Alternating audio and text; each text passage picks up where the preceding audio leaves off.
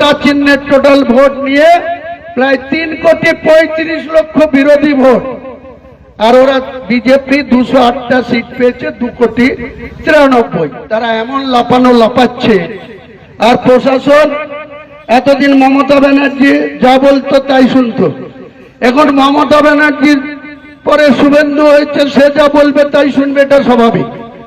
কিন্তু ভরতপুরে অনামিকা ঘোষ সে ভোটে হেরেও সেখানে গিয়ে মনে করছে আমি এমএলএ, এখানে ভোটে হেরেও বিজেপি মনে করছে আমি এমএলএ। এখানে এমন আস্ফালন করে বেড়াচ্ছে। তা আমি শুভেন্দু অধিকারীকে সেদিন বলেছি যে আপনি ভোটে জিতেছেন, আপনার দল জিতেছে, খুব ভালো কথা, কিন্তু মুর্শিদাবাদে আস্ফালনটা একটু কম করতে বলেন। আমি যেদিন ময়দানে মুসলমানদের নিয়ে নেমে যাব না, সেদিন এমন ছাটা বাঁধা মাছ শুরু করব যে আপনাদের পতাকা বহন করার লোক থাকবে না। কেস, ওরকম কেস আমাদের বহুবার জেল খাটা আছে। ক হাজার লোককে আপনি বহরমপুর সেন্ট্রাল জেলের যা আয়তন, তাতে 4700-র বেশি 4800 লোক ধরে না। লাখ লাখ লোককে রাস্তায় নিয়ে নামাবো আর ছাটা ভাঙা মাছ দেবো আর জেলে যাব। কদিন জেলে রাখতে পারেন, কত খাওয়াতে পারেন। যখন ভারত ছাড়ো আন্দোলন হয়েছিল 1942 সালে, তখন তো বিজেপির ব ছিল না। বিজেপির জন্ম তো 1980 সালের 6 এপ্রিল, কংগ্রেসটার জন্ম 1885 সালের 28 ডিসেম্বর, তৃণমূলের জন্ম ছিল 1 জানুয়ারি 1998, আমার দলের জন্ম হয়েছে 31 ডিসেম্বর 2025। আমাদের হারানোর কিছু নাই। আমাদের সঙ্গে যদি বেশি বাঙালিতে যায়, ভোটে হেরেও লজ্জা নাই। এখানে বাবরি মসজিদের কাছে উল্টো দিকে মুসলমানদের কিছু ছেলেকে টাকা দিয়ে এখানে পায়ে পা দিয়ে ঝগড়া করতে আসছে। আমি বলেছি আমার লিমিট যেদিন ক্রস হয়ে যায় না, আর মাথা যেদিন টাওয়ার গরম হয়ে যায়, সেদিন আমি ও এসপিও বুঝবো না, ও চিফ মিনিস্টারও বুঝবো না, আর কে কোথায় থাকলো আর কে কোথায় থাকলো না সব কিছু বুঝবো না। আমি নিজেই নেতৃত্ব দিয়ে নামাবো। 2024 সালেও তা দেখেছিলাম। মমতা ব্যানার্জি মুখ্যমন্ত্রী, তার পুলিশের এসপি, ডিআইজি, দুনিয়ার থানার লোক ওই আমার কাছে যে এসে হাঁটু গাড়তে হয়েছিল 17 এপ্রিল 2024 শক্তিপুরে। এমন হুক শুরু করেছিলাম, লাস্টে পুলিশের গাড়িও ওখানে আমাদের শেল্টার দিতে হয়েছিল। আমরা চাই না রাজশক্তির সঙ্গে কোন রকম ঝামেলা করতে, রাজশক্তিকে সম্মান দিতে, চেয়ারকে সম্মান দিতে, কিন্তু তারা এখানে ভোট পেয়েছে কত? আমি বিজেপিকে হারিয়েছি 59,000 ভোটে, তৃণমূলকে হারিয়েছি 81,000 ভোটে। তারা স্বপ্ন দেখছে অর্জুন সিং এমএলএ মন্ত্রী, তার ছেলে এমএলএ, বাপ বেটায়। এই তৃণমূলে একজন কাউন্সিলর, তার বউ কাউন্সিলর, তার ছেলে কাউন্সিলর কলকাতায়। বিজেপির কেন্দ্রীয় মন্ত্রী রাজনাথ সিং, তিনি ভারতবর্ষের ডিফেন্স মিনিস্টার, তার ছেলে লখনৌতে এমএলএ দিয়ে যোগী আদিত্যনাথের মন্ত্রী, সবাই মন্ত্রী। এসব মুসলমানরা সব পরিসংখ্যানের খবর রাখে না। হুমায়ুন কবির কেন তার ছেলেকে ভোটে দাঁড় করাচ্ছে, তা নিয়ে বিরাট মাথা ব্যথা, যেটা কেন করবে। আর কি লোক ছিল না? তো এরকম বেঈমান যে আমার কাছে থেকে আমার যা আছে বক্তৃতা করে বিজেপিকে খবর পাঠাচ্ছে আমাকে প্রার্থীটা করুন, আমি তাকে প্রার্থী করবো? আপনারা বলেন।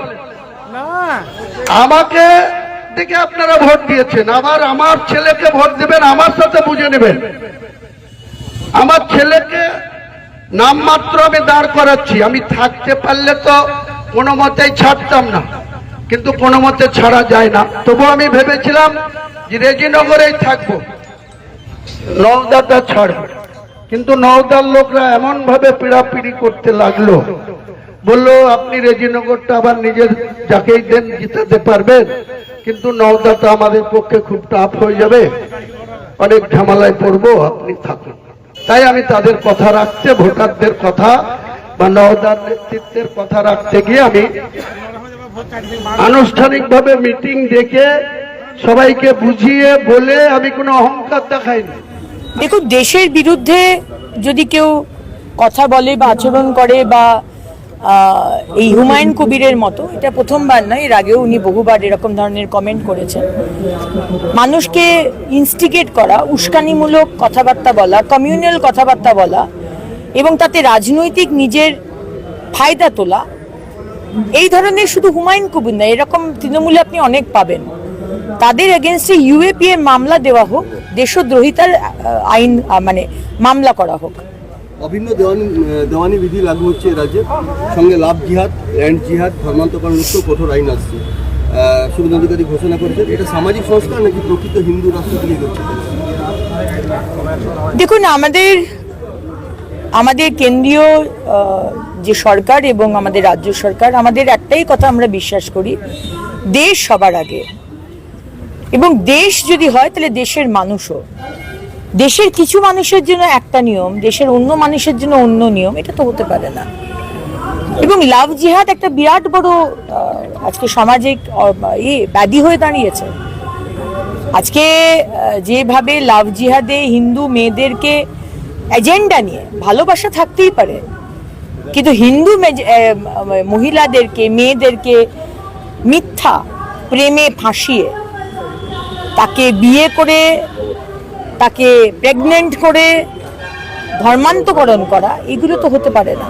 দিদি, সুন্দরবনের দ্বিতীয় শেখ শাহজাহান ধরা পড়েছে। সুন্দরবনের বেতাজ বাদশাহ তৃণমূলের নেতা, ঝোড়ো চালিয়ে রাজপেশা, তৃণমূল নেতা হলেই রাতারাতি কোটিপতি হয়ে গেছে এবং সেখানে মেয়েকে তুলে নিয়ে যাওয়া, সেখানে বিরাট প্রাসাদ বানানো, এরকম একটি খবর পাওয়া গেছে। এবং আমরা তো জানি এরকম, আমরা শুধু টিপ অফ দ্য আইসবার্গ জানি যে কারা কারা শেখ শাহজাহান, শেখ জাহাঙ্গীরের মতো যারা 15 বছর ধরে অত্যাচার করেছে, যারা আগের সরকারের খুব কাছের মানুষ ছিল। কিন্তু আরো অনেক শেখ শাহজাহান, শেখ জাহাঙ্গীর বা এই ধরনের ব্যক্তি আছে। কিন্তু দেখুন, 15 বছর আগে আমরা এটা বলতে পারতাম না, ভাবতেও পারতাম না যে তাকে অ্যারেস্ট করা হবে, শাস্তি হবে। আজকে হবে, কারণ আমাদের মুখ্যমন্ত্রী শুভেন্দু অধিকারী। তাই আপনি যে ধর্মের মানুষ হন, আপনি হিন্দু হতে পারেন, মুসলিম হতে পারেন, যে ধর্মের হতে পারেন, কিন্তু মানুষকে অত্যাচার করে, মহিলাকে অত্যাচার করে, চুরি করে, দুর্নীতি করে রাজপ্রাসাদের মতো বাড়ি তৈরি করা, তার শাস্তি আপনাকে পেতেই হবে। তামান্নার ঘটনা আবার গ্রেপ্তার দুই, মুখ্যমন্ত্রী বলার পর এই নিয়ে মোট 12 জন গ্রেপ্তার হলো। পুলিশ কাজ করছিল, আগের সরকার যেভাবে তাদের কাজ করিয়েছে। মমতা ব্যানার্জি এবং তার সরকার মুসলমানদের ভোট পাওয়ার জন্য তাদেরকে ব্যবহার করে গেছে। এই জন্যই তো বারবার বলেছিলাম, মুসলমান ভাই বোনেরা বোকা বনবেন না। মুসলমান ছোট্ট মেয়েটি তামান্নাকে আজকে তৃণমূল উৎসব করার জন্য বোম ফাটিয়ে উৎসব মানিয়ে মেয়েটিকে মেরে দিল, তো বিচার পেল না। সেদিনকে মাননীয় মুখ্যমন্ত্রীর সাথে দেখা করতে এসেছিলেন এই তামান্নার মা, সঙ্গে সঙ্গে অ্যাকশন, খাতা খোলা হয়েছে, জাস্টিসও হবে। 15টি মামলার চক্রবৃদ্ধি রয়েছে, 15টি মামলা এই দাঁড়াতলা ঘটনার পর মোট 15টি মামলা চক্রবৃদ্ধি রয়েছে অভিষেক। তাহলে কি মহাভারত অভিমন্যু চক্রবৃদ্ধি বিষয় নেবে? দেখুন, আমি অভিষেক ব্যানার্জিকে অভিমন্যু বলে আমি অভিমন্যুকে অপমান করতে চাই না। অভিষেক ব্যানার্জি যা ক্রাইম করেছে, যা অন্যায় করেছে, সে তো বিচার হবে। কিন্তু ওনার যে ঔদ্ধত্য, আজকে আমরা কি বলবো, বাংলার মানুষ জবাব দিয়ে দিয়েছে। আরে ওনার পার্টির লোকেরা ওনার বিরুদ্ধে কথা বলে, ওনাকে ত্যায্য বা ওনাকে বের করতে বলছে পার্টি থেকে, তো ওনার বাড়ির সামনে গিয়ে লোকে থুতু ফেলছে। আমি এর থেকে বেশি অপমান আর কিছু হতে পারে?